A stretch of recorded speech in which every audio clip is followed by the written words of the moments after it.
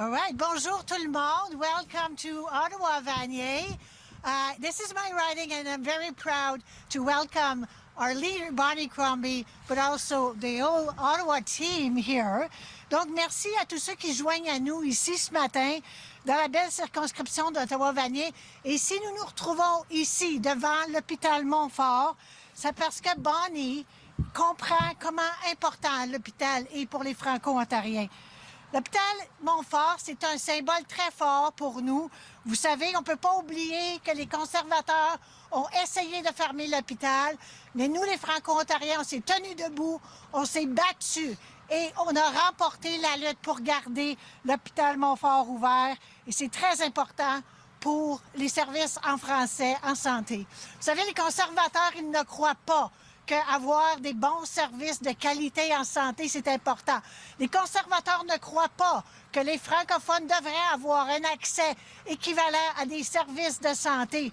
Leur santé est aussi valable que celle des autres. Il y a plus de 22 000 personnes ici à Ottawa-Vanier qui n'ont pas de médecin de famille. Heureusement, Bonnie et l'équipe libérale de l'Ontario ont un plan pour que chaque Ontarien puisse avoir un médecin de famille. Nous nous sommes engagés à rétablir le poste du commissaire aux services en français. Nous nous sommes aussi engagés à mettre une stratégie de soins de santé pour les francophones. Bonnie n'est peut-être pas francophone, mais elle est certainement francophile. Elle comprend notre réalité. Et je suis convaincue que les libéraux de l'Ontario sont le seul véritable choix pour une vraie défense des droits des Franco-Ontariens. Et là-dessus, je vais donner la parole à notre leader, Bonnie Crombie. Wow! Wow! Merci, merci Lucille. Bonjour tout le monde. Je m'appelle Bonnie Crombie et je ferai plus pour vous. Oui, je suis très énervée maintenant. I am really pissed off. I'm sure you are too, here out in the cold. And why? Because we have an unnecessary and very expensive election at $189 million, money that could have been invested in our healthcare system. And why? Because Doug Ford's not protecting jobs. He's called an election so he can protect his own job. That's the only job he cares about. He doesn't care about Ottawa. He doesn't care about Ontarians. He's been absent from Ottawa. Was he here during the convoy crisis? No. Was he here during natural disasters? No. They don't respect Ottawans. They don't care about your needs, but you will. We will have a response. We would have been working closely with all the premiers to present a united front to our counterparts in the South. We would be at our desks working today rather than calling a snap election in the dead of winter, hoping to secure another mandate when you already have a majority government and can govern until June of 2026. So what would we do differently? First of all, we would provide the basics for Ontarians. And for me, that's to ensure that 2.5 million people who don't have access to a family doctor get the health care that they need when they need it. We see 275,000 Ottawans in the whole region without access to health care, without a family doctor. 275,000 people without a family doctor in the Ottawa area is absurd. And it's immoral. It is shameful. We saw in southwestern Ontario 1,000 people lining up to register for one family doctor that was coming into town. We saw seniors bundled up in their parkas, with their wheelchairs, with their walkers, hoping to get registered on that list. Moms with babies in arms pushing strollers, hoping to be one of the 500 that new doctor would serve. This is Doug Ford's Ontario. Doug Ford has failed. He failed to provide the basics for Ontarians. You know, if everyone had access to a family doctor, you could get access to your hospital and get the care you need faster. Well, we saw in CHEO, wait times of over 17 hours. Imagine your sick child waiting for care. All the hospitals in the Ottawa area, you are waiting hours and hours for care. So we would properly fund our healthcare system. We have a plan that will invest $3 billion, which incidentally is about the same amount as those pre-election checks everyone is receiving. And we would put that into healthcare. We would put that into hiring 3,100 family doctors to ensure that you get the health care that you need. We would invest in health care. We would also cut your taxes. We'll cut small business taxes from 3.2% to 1.6%, and we'll cut income tax. That's right, on anyone earning $75,000 or less, and we'll take the HST off home heating and hydro. I ask you, is your life more affordable today than it was 7 years ago before Doug Ford? Clearly, the answer to that question is no. We are going to provide more affordability through those tax cut measures, through investing in making home building cheaper by removing those hidden taxes that you have to pay on the sale of your home, the home purchaser pays. We're going to remove those hidden taxes called development charges and make the cities whole, eliminate the land transfer tax. That would be over $100,000 in savings for people. So here we are in a beautiful Montfort hospital. The service that Franco-Ontarians receive is critical. We need to increase French language doctors, more access at hospitals like Montfort that provide care and access for our Franco-Ontarian community. That's important to me. Doug Ford doesn't care. He's roaming around the province rather than being at his work, at his job, at his desk, working for Ontarians during this crisis. I'm here with my team, and we're all happy to take your questions. And thank you for being out in the cold this morning. Okay, amazing. I could ask media to line up here. One question, one follow-up. Please state your name and outlet first. Thank you. Good morning, everybody. Hi, Bonnie. Nice to see you. You as well. I'm Charlie Pinkerton from the Trillium. So today, in response to the U.S. tariffs, the Ford government is removing American products from LCBO shelves. So I'm wondering, if you're elected premier while the tariffs are still in place, would you continue this pause on the sales of American liquor? And are there any other retaliatory actions that you would take while running the government of Ontario to sort of put the pressure on the U.S.? And then on a related note, because I have a few questions here, I'm just wondering what you think of the fact that the firm hired by the Ontario government has close links to the premier and his strategist? Well, they have now a strategic partnership with the campaign manager of the premier, so I would like to know your thoughts on that use of government funds. Thanks for the question. I'd like to see the premier's plan. He knew this tariff threat was coming. He knew 500,000 jobs were at risk. He's failed to diversify our economy. He's failed to bring stimulus into the province. He's failed to bring investment into this province that would set us up for growth and to create jobs. Where's the plan? He's going to remove American brands off the shelves of the LCBO. Okay, I get you. Fine, great, support that. Where's the rest of the plan? Where's the stimulus for our industries? What about job? People are afraid. People are angry. They're worried about losing. Right now, they're struggling. They're worried about paying rent and putting food on their table today. And now they're worried about losing their job, too. He knew this threat was coming. Why didn't he prepare us? Where is the plan? Where has he been? Where is he? Because he's not at his desk doing his job. So do I support retaliatory tariffs? Absolutely I do. And I would take a very firm response. But you know what? We need a United Team Canada approach. We need to all work together. I think he is chair of the Federation, but he didn't give the official response yesterday. Where was he? Roaming around the province campaigning in the middle of a crisis? This is not the time to call an election. No other premier would do that.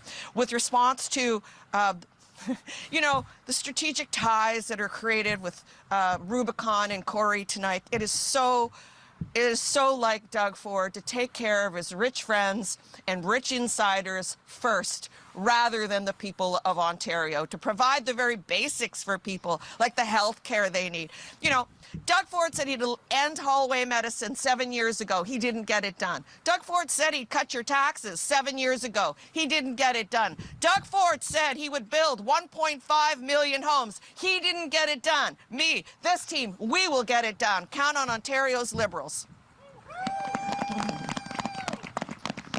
And on the healthcare front, in recent years, BC and Alberta have both introduced new, essentially compensation models for family doctors, and those seem to be well received by Yes. family doctors in those provinces. Is that something that's on the table for the Liberals if you go to government? You betcha. I mean, we need to reform access and improve access to family medicine, and that means recruiting 3,100 doctors. That also means compensating them better to attract the more than 6,000 family doctors that have left family medicine for either other disciplines or going into the hospital. We need them back, and certainly their compensation would be part of that plan. But you know, there are other provinces that have gotten it right. BC builds 75% more homes than we do. Alberta, 32% more homes. Quebec, 26% more homes. Ontario's the only province that hasn't figured out how to build housing. Our construction jobs have left this province for other provinces. Our manufacturing jobs have left this province for other provinces. And probably many of our doctors left as well. We need to invest in our healthcare system. That is my pledge. That is my number one concern. The Ontario Liberal team, we will ensure that we will invest in healthcare and pledge that you will have access to a family doctor within 4 years. Thanks, Ms. Crombie. Marco Vigliati, iPolitics. You know, you said the premiers are responsible for calling an election, knowing that these tariffs were going to come into place, basically saying Ontario's caught flat-footed because you can't respond because the legislator isn't sitting. The House of Commons also isn't sitting because the Prime Minister made a decision to prorogue Parliament. Do you think that decision is irresponsible? Do you think the House of Commons should be recalled? So let me say, first of all, that I think you're absolutely right. Doug Ford got caught with his pants down.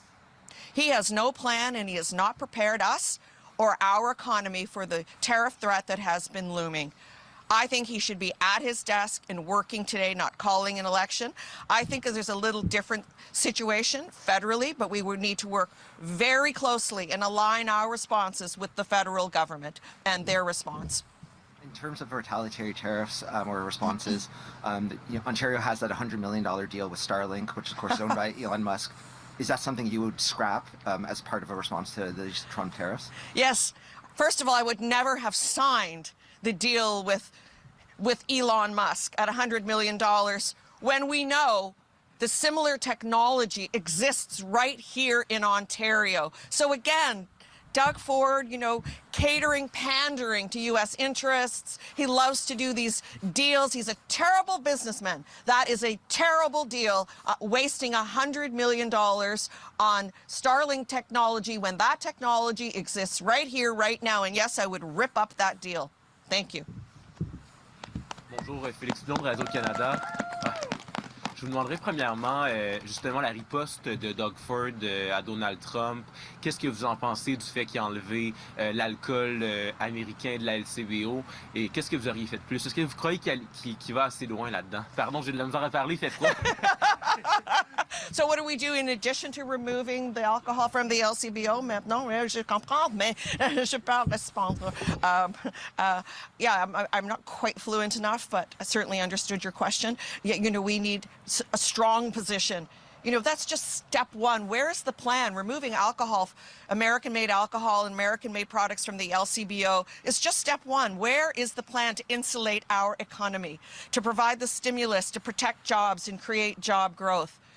Why isn't Doug Ford at his desk working today? Why is he roaming around the province calling an early election that's unnecessary? Because let's remind people, he has a majority government and can govern until June of 2026. He should be working hard to protect Ontario jobs today. Et par rapport à Doug Ford, sa présence ici dans la région d'Ottawa, est-ce que vous croyez qu'il est assez présent, qu'il vient assez souvent? Vraiment, vraiment. Doug Ford's never here in Ottawa. He's been absent. He doesn't respect Ottawans. He doesn't care about Ottawa. When have you seen Doug Ford come to Ottawa and create a plan that puts Ottawans first. He didn't come during the convoy. He didn't come during the tornado and other natural disasters. He doesn't care about Ottawa. We care about Ottawa. I love Ottawa. I love coming to Ottawa. I have an incredible team here in Ottawa that are speaking up for the needs of the residents of Ottawa. My son lives here too. We were on Preston Street last night at this fabulous restaurant. Love Ottawa. And look, I'm a Canadian girl. I love the weather here. It's bright, it's sunny, it's cold, so we dress for the cold. We're Canadians. Hi, Faith Greco with CBC. Welcome, Faith. With the economic impacts of U.S. tariffs, what plans do you have to support Ontario industries and workers who would be affected by these trade disputes?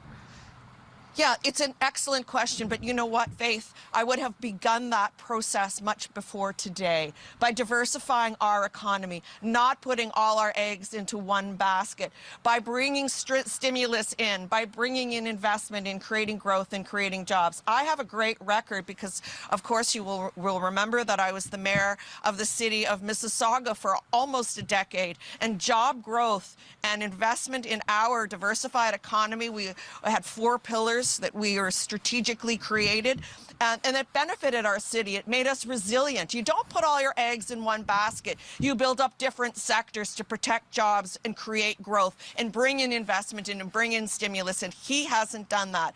I also question the relationship with the 17 governors of our top trading partners, where we are their first or second largest trading partner. It's great to run ads. It's great to spend over $1 million on one hit on Fox News. That's what he spent. That's your money, taxpayers' money, $1 million, 1.3 on Fox News. Can you believe that? But no plan.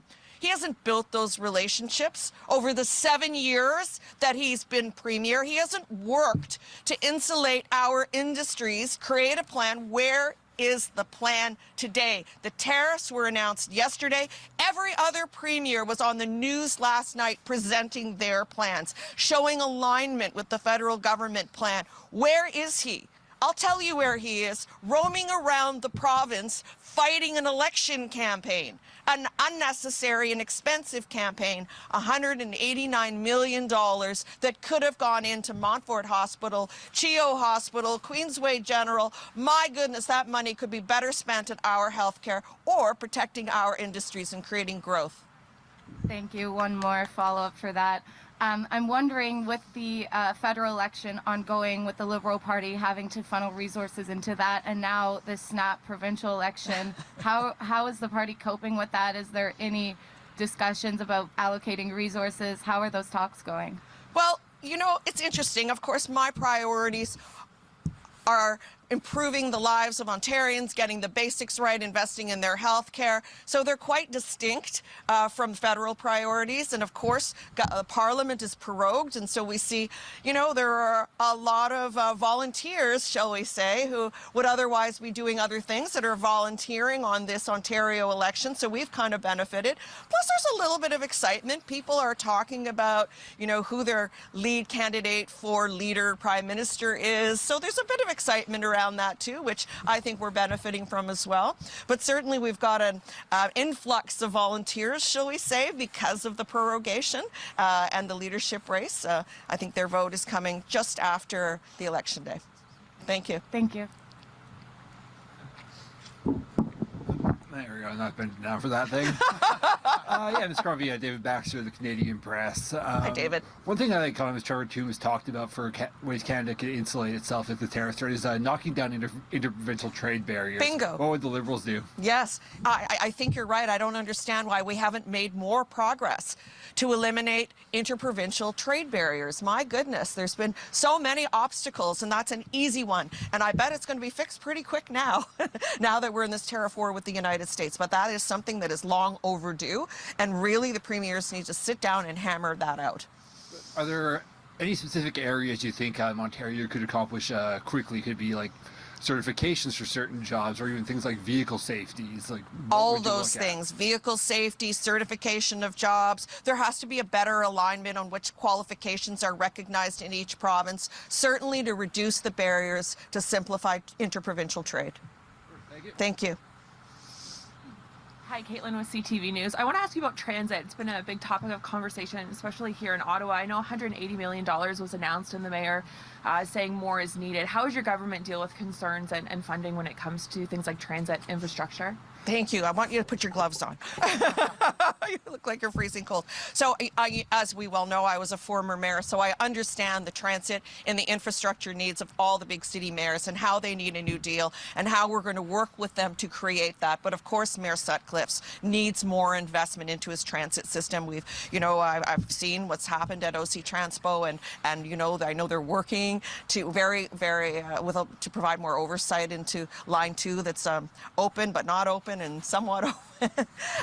So a new deal. I think that the deal that Toronto got with uploading some of their operating costs was a little preferable, and I know he was hoping for something like that, something that he and I will sit down and talk about, uploading operating costs on transit systems. It goes straight to their deficit of cities, and I'm acutely aware of that. And the first thing we will do with the municipalities across the province is to reach a new deal for funding. And the other thing I wanted to ask you about was affordable housing and rent evictions. Rent evictions has been another big topic of conversation. Agreed. Here, they're on the rise. The city councillors have voted to push the province to do more, pointing to Bill 97 to be enacted. What's your response to those concerns, and what plans would you have in place to address these issues and bad faith evictions? Yeah, so we need to protect our renters from rent evictions. We need to protect our landlords as well, so tenants and landlords. And one of the easiest starts is just to fix the landlord-tenant board. Quite frankly, we see about 53,000 cases that are backlog. Let's appoint those adjudicators. Let's take them offline and make them in person so they can communicate eyeball to eyeball, and sometimes you can get deals done that way. But we'll have measures in place to protect tenants, but also to assist landlords as well. Thank you. Thank you for coming today, everyone.